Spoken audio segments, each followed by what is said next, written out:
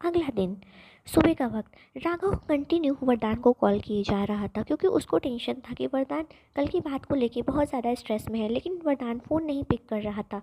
Raghav call करते करते ही अपनी कार स्टार्ट करता है और वरदान के घर की तरफ चला जाता है। वहाँ जाने पर उसको पता चलता है कि सर तो सुबह का ही ऑफिस निकल गए हैं 6 बजे का। राघव को थोड़ा सा टेंशन होता है। थोड़ी ही देर में राघव भी ऑफिस पहुंच जाता है। वो तुरंत वरदान के केबिन की तरफ जाता है और देखता है कि वरदान अपने चेयर पे बैठा हुआ है और कुछ सोच रहा है।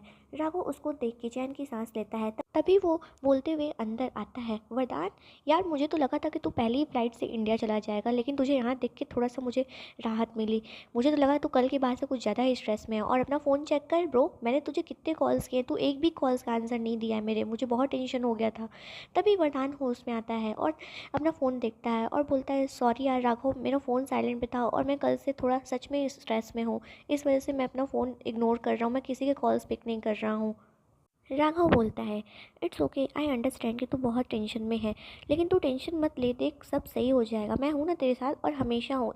तभी वरदान बोलता है, कैसे ना लूँ यार टेंशन, बहुत टेंशन है मुझे, और ये ऐसी बात है कि मैं इसमें अपने पेरेंट्स को भी इन्वॉल्व नहीं कर सकता क्योंकि वो लोग बहुत स्ट्रेस में आ जाएंगे। एक तू ही है जिसे स्टार्टिंग से लेके एंड तक सब कुछ पता है मेरे बारे में, तू हर एक चीज़ जानता है।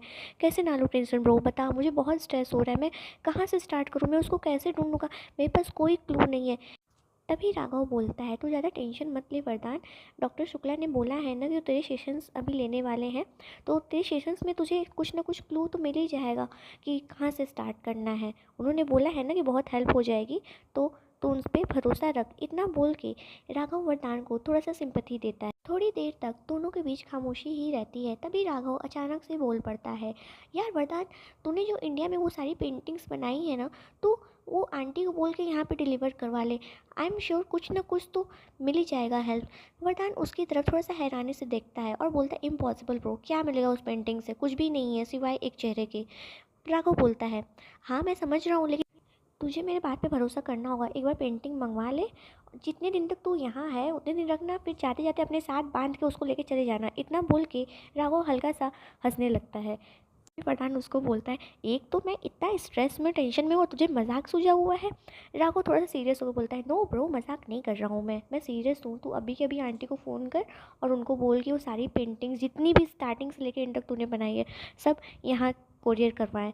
राघव थोड़ा सा सीरियस होकर वरदान से बोलता है। वरदान को भी राघव की बात थोड़ी थोड़ी सही लगने लगती है, तो वो बोलता है, अच्छा रुक जा, मैं थोड़ा सोचता हूँ। राघव बोलता है, सोचना नहीं है तुझे, तुझे इस प्रॉब्लम का सॉल्यूशन चाहिए ना, तो इमीडिएटली ये काम कर डाल, मेरे पे भरोसा रख, मैं जो कुछ बोल रहा हूँ सोच समझ के ही बोल रहा हूँ, कुछ ना कुछ तो हाथ लगेगा एक क्लू। वरदान तो क्यों नहीं समझ रहा है। वरदान हाँ में सर हिलाता है और अपनी माँ को फ़ोन कर देता है और माँ को पेंटिंग वहाँ पे कोरियर करवाने के लिए बोलता है। माँ इससे पहले कुछ पूछ पाती, वरदान ने फ़ोन कट कर दिया था। माँ उधर से बोलती है, हे भगवान, इस लड़के का तो कुछ समझ में ही नहीं आता, चलो अब तो ये करना ही पड़ेगा। राघव और वरदान दोनों एक साथ ही कैबिन में बैठे थे और दोनों अपना अपना काम कर रहे थे लैपटॉप पे। तभी वरदान नोटिस करता है कि राघव बार बार अपनी घड़ी देख रहा है। वरदान बोलता है, क्या हुआ राघव, तुझे कहीं जाना है क्या कि तू बार बार टाइम देख रहा है। राघव बोलता है, नहीं ऐसा कुछ नहीं है, लेकिन वरदान समझ जाता है कि ज़रूर कुछ बात है, ये ऐसे बार बार टाइम देख रहा है। तो वो बोलता है, ब्रो बताएगा क्या हुआ है, ऐसे तो तू बार बार टाइम नहीं देखता है, हम लोग कितना ज़रूरी प्रोजेक्ट पे काम कर रहे हैं और तू बार बार टाइम देख रहा है। तभी राघव उसको अपने और नताशा के फ़ोन पे हुई बातों के बारे में बताता है और बोलता है कि क्या करूं, जाऊं कि ना जाऊं।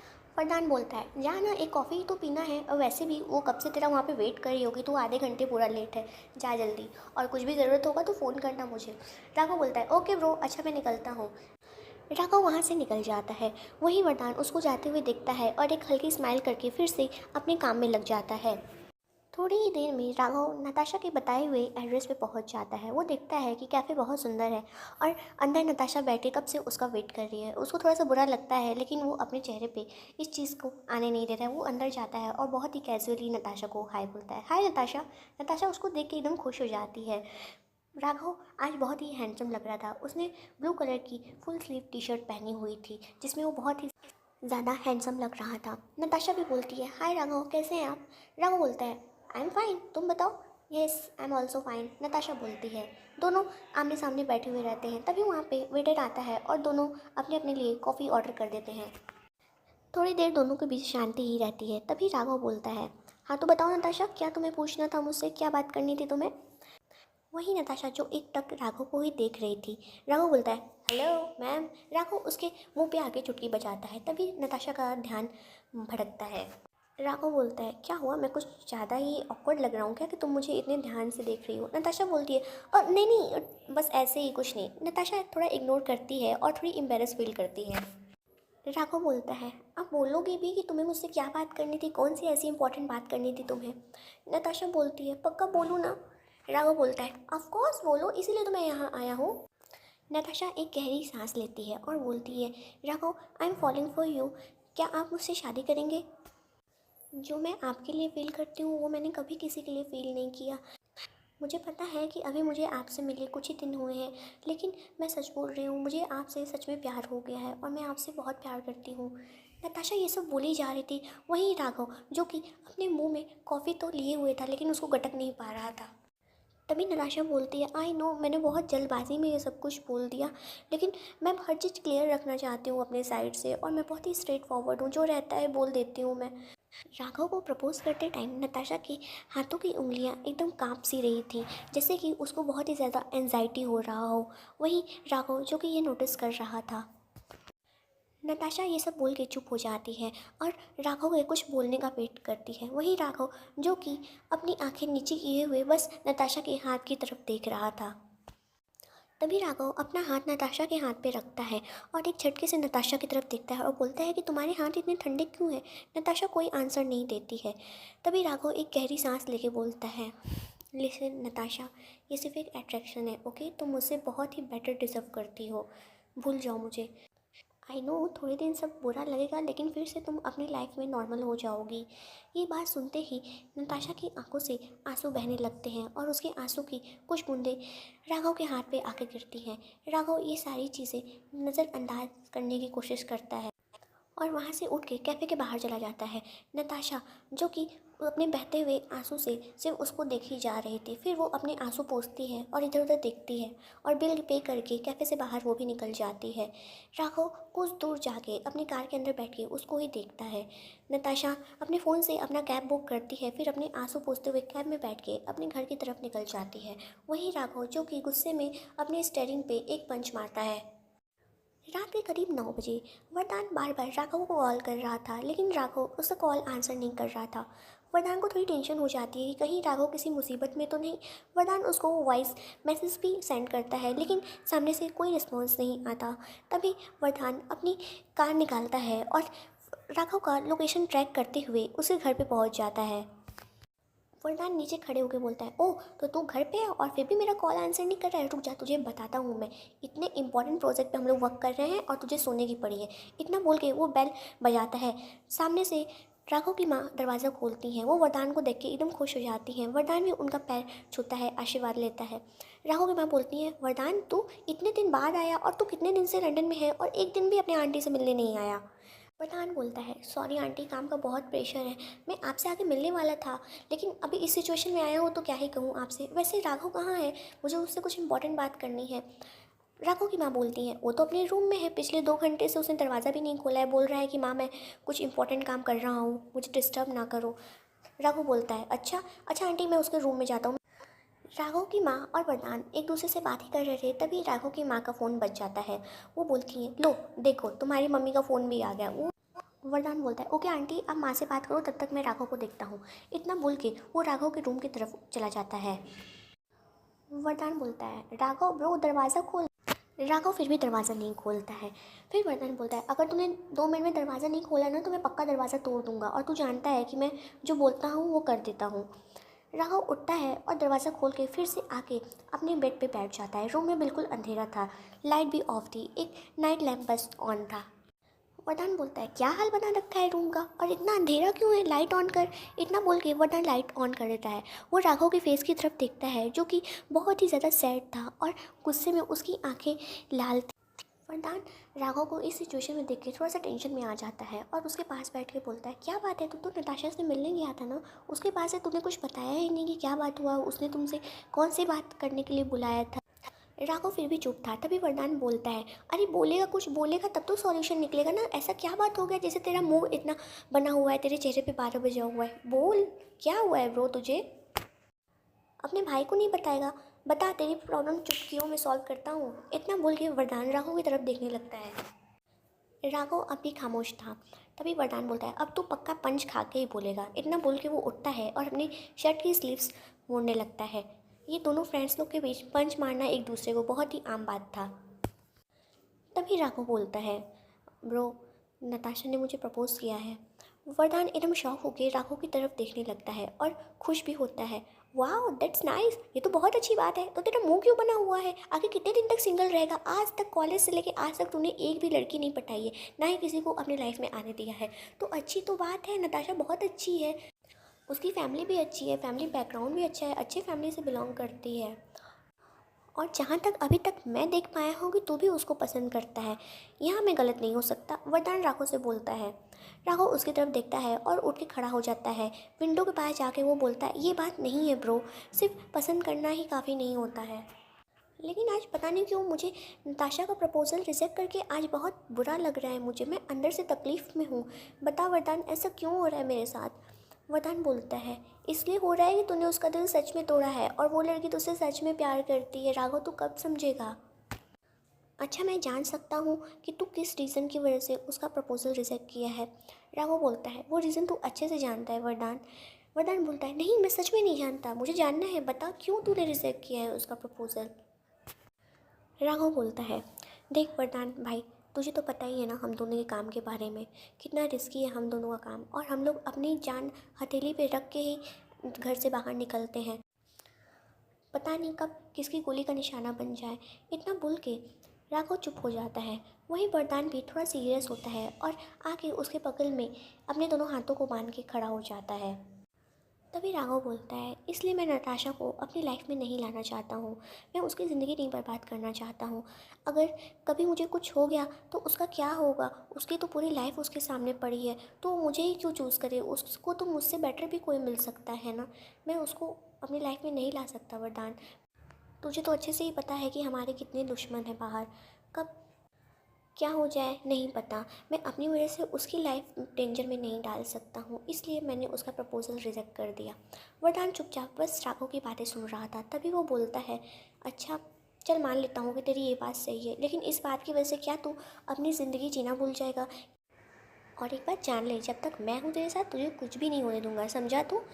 अब मेरे साथ नीचे चल, आंटी अंकल कब से तेरा वेट कर रहे हैं और वो दोनों लोग टेंशन में भी हैं कि तू कुछ बात क्यों नहीं कर रहा है उन लोग से। पहले जाके अपना हुलिया ठीक कर, फिर मेरे साथ नीचे चल, मैं यहीं तेरा वेट कर रहा हूँ। राघव वरदान से बोलता है, ब्रो मुझे अब नताशा के बारे में कुछ भी बात नहीं करना है। वरदान इससे पहले कुछ बोल पाता, राघव उठ के तुरंत वॉशरूम में चला जाता है और वरदान वहीं बैठ के एक गहरी सांस लेकर उसका वेट करने लगता है। थोड़ी देर बाद दोनों डाइनिंग टेबल पे होते हैं। वहीं वरदान सबका मूड चिल आउट करने के लिए इधर उधर की बातें करने लगता है। सब लोग काफ़ी अच्छे मूड में हो जाते हैं और खाना खाते खाते एक दूसरे से बात करते हैं। वरदान रात को राघव के घर ही रुक जाता है। रात का वक्त विश का घर, विश अपने घर के किचन में अपने लिए नूडल्स बना रही थी। तभी उसका फ़ोन रिंग होता है। सामने राज होता है फ़ोन पे। विश फ़ोन पिक करती है। राज बोलता है, विश क्या कर रही हो? विश बोलती है, कुछ नहीं, बस अपने लिए नूडल्स बना रही थी, थोड़ा मुझे क्रेविंग हो रहा था रात में, इस वजह से। राज बोलता है, अच्छा ठीक है, तुम थोड़ी देर में बाहर आओ, तुम्हारे लिए एक सरप्राइज़ है। विश बोलती है, कैसा सरप्राइज़? रात के 1 बज रहे हैं, अभी कौन सा सरप्राइज़ है? राज बोलता है, हाँ पहले आओ तो सही, 10 मिनट में बाहर आओ, मैं 10 मिनट में तुम्हारे घर पहुंच जाऊंगा। विश बोलती है, ओके। इतना बोल के वो फ़ोन रख देती है। वो चेक करती है कि उसकी माँ और दादी सोई है कि नहीं। वो उन लोग के रूम में जा जाके बारी बारी चेक करती है। दोनों लोग सो चुकी थी। विश धीरे से दरवाज़ा खोलती है और बाहर जाती है। वो चारों तरफ देखती है, राज उसको कहीं नहीं दिखता है। तभी वो राज को फ़ोन करती है और बोलती है, कहाँ हो तुम? कहीं तो नहीं दिख रहे हो। राज बोलता है, सामने गैराज के सामने तो देखो। विश गैराज के सामने देखती है जहाँ पे राज खड़ा होता है। वो तुरंत दौड़ते वहाँ जाती है और बोलती है कि तुम यहाँ क्या कर रहे हो गैराज के सामने? तभी राज अपनी मुट्ठी खोलता है जिसमें विश के दादू के कार की चाबी होती है। विश एकदम शॉक हो जाती है और बोलती है, ये चाबी तुम्हारे पास कैसे आई? ये चाबी तो माँ के पास थी और वो बताई भी नहीं थी कि वो कहाँ रखी हैं, कहाँ से आई तुम्हारे पास? राज बोलता है, अरे तुम आम खाओ ना, गुठलियाँ क्यों गिन रही हो? बाद में बता दूंगा। वैसे विश, तुम्हें ये कार चलाने का मन था ना, चलो आज हम लोग चलते हैं एक अच्छी सी ड्राइव पे। विश बोलती है, नहीं पापा, रात के 1 बज चुके हैं, मैं कहीं नहीं जा रही हूँ और तुम भी अपने घर जाओ और ये फालतू के सरप्राइजेस मत दिया करो राज, प्लीज़। राज बोलता है, अरे इट्स ओके ना, बस हम लोग थोड़ी ही दूर जाएंगे फिर वापस आ जाएंगे। राज की इतना रिक्वेस्ट करने पे विश उसको मना नहीं कर पाई और उसके साथ कार चलाने के लिए रेडी हो गई। तभी राज बोलता है, लेकिन ड्राइव तुम करोगी? विश बोलती है, अरे मैंने ड्राइविंग सीखी है लेकिन ये मेरा फर्स्ट टाइम रहेगा, इतना अच्छे से नहीं आता राज मुझे चलाने, और ये रात का भी टाइम है तो रिस्क नहीं लेना चाहती, कार तो तुम ही ड्राइव करोगे। राज बोलता है, विश तुम्हें मेरी कसम, कार तुम ही ड्राइव करोगी। विश कुछ नहीं बोल पाती और बोलती है, अच्छा ठीक है रुको, मैं अपना ब्लेज़र लेके आती हूँ अंदर से, ठंड बहुत है, नहीं तो मैं तो जमी जाऊँगी। राज एक मिस्टीरियस से स्माइल करता है, वो विश को जाते हुए देखता है। थोड़ी देर में विश अपना जैकेट लेके आती है और दोनों जल्दी से ही कार स्टार्ट करके बाहर निकल जाते हैं। कार की आवाज़ से दादी की नींद खुल जाती है। वो जल्दी जल्दी बाहर आती हैं और देखती हैं तब तक विश कार लेके निकल चुकी थी। वो घबरा जाती हैं और बोलती हैं, इतनी रात को विश कहाँ जा सकती है और वो भी कार लेके। वो बहुत टेंशन में आ जाती हैं, फिर तुरंत अपने रूम में जाके विश को कॉल करने लगती हैं, लेकिन विश का फ़ोन तो घर पे ही छूटा हुआ रहता है। विश भूल गई रहती है अपना फ़ोन घर पे। वो टेंशन में आ जाती हैं और सोचती हैं कि शकुंतला को पता चलेगा तो इसकी खैर नहीं, हे भगवान इसकी मदद करना। राज और विश थोड़ी ही दूर गए थे तभी विश को एक आइसक्रीम वाला दिख जाता है। वो बोलती है, ओ माय गॉड, इतनी रात में आइसक्रीम, ठंड में आइसक्रीम खाने का मज़ा ही कुछ और होता है, प्लीज़ राज मेरे लिए आइसक्रीम लेके आओ ना। राज तो इसी फिराक में रहता है। वो बोलता है, बिल्कुल मैं तुम्हारे लिए आइसक्रीम लेके आऊँगा। वो कार को एक साइड में पार्क कर देती है और बोलती है, जाओ तुम लेके आओ, मैं कार में ही वेट करूँगी। राज बोलता है, एक कंडीशन है, लेकिन जब तक मैं आइसक्रीम तुम्हारे लिए लूँगा तुम एक राउंड खुद से लगा के आओगी यू टर्न लेके, तब तक मैं आइसक्रीम भी लेके आ जाऊँगा। विश बोलती है, नो नो नो, मैं अकेले नहीं जा सकती। हाँ माना कि मैं अकेले वहाँ से ड्राइव करके आई हूँ, लेकिन तुम थे मेरे साथ तो थोड़ा सा मुझे तसल्ली थी, मैं अकेले नहीं जा सकती राज। राज बोलता है, इट्स ओके ना, एक बार ट्राई तो करो, मैं भी तो देखूँ कि तुमने कितना अच्छे से कार चलाना सीखा है। नहीं तो मैं नहीं मानूंगा, मुझे लगेगा कि तुम टाइम पास कर रही थी, कार चलाना नहीं सीख रही थी। विश को थोड़ा सा ईगो पे हर्ट होता है। वो बोलती है, अब तो मैं तुम्हें कार चला के ही दिखाऊंगी। बस राज तो यही चाहता था। वो तुरंत कार से उतरता है और आइसक्रीम लेने के लिए चला जाता है। इधर विश थोड़ा सा एटीट्यूड में आ जाती है क्योंकि राज उसको चैलेंज किया होता है। वो अपनी कार स्टार्ट करती है और थोड़ा ज़्यादा स्पीड करके उसको चलाने लगती है। इधर राज एक मिस्टीरियस से स्माइल करते हुए उसको देखता है और अपनी उंगली पे 1 से लेकर 10 तक काउंट करने लगता है। उधर विश जब थोड़ी दूर जाती है तो वो नोटिस करती है कि उसकी कार का ब्रेक नहीं लगता है। वो एकदम घबरा जाती है और बोलती है, ओ माय गॉड, ब्रेक क्यों नहीं लग रहा है, अब मैं क्या करूँ। विश के सामने से एक ट्रक आती हुई रहती है, लेकिन विश कैसे भी करके अपनी स्टीयरिंग को घुमा लेती है और उससे बच जाती है। विश अपना फ़ोन ढूंढती है और उसको समझ में नहीं आता कि वो क्या करे। ओ माय गॉड, मैंने तो अपना फ़ोन घर पे ही भूल गया, हे भगवान जी अब क्या होगा। उसकी आंखों में आंसू रहते हैं। वो बस घबराए हुए कार चलाती ही जा रही थी। विश भगवान को याद करती है और बोलती है, भगवान प्लीज़ बचा लो, दोबारा ऐसे कार नहीं चलाऊंगी, प्लीज़ भगवान बचा लो, प्लीज़ प्लीज़ प्लीज़। इतना बोल के विश के कार की एक जोरदार टक्कर होती है और विश बेहोश हो जाती है। इतनी ज़ोर की टक्कर होती है कि उसकी आवाज़ सीधे राज के कानों में पहुंचती है। राज उधर देखता है और बोलता है, प्लान सक्सेसफुल। लेकिन वो फिर भी कार की तरफ जाता है और देखता है कि विश की कार एक पेड़ से टकराई है। कार की कंडीशन देख के राज एकदम कंफर्म हो जाता है कि विश की जान तो बची नहीं होगी, वो मर गई रहेगी।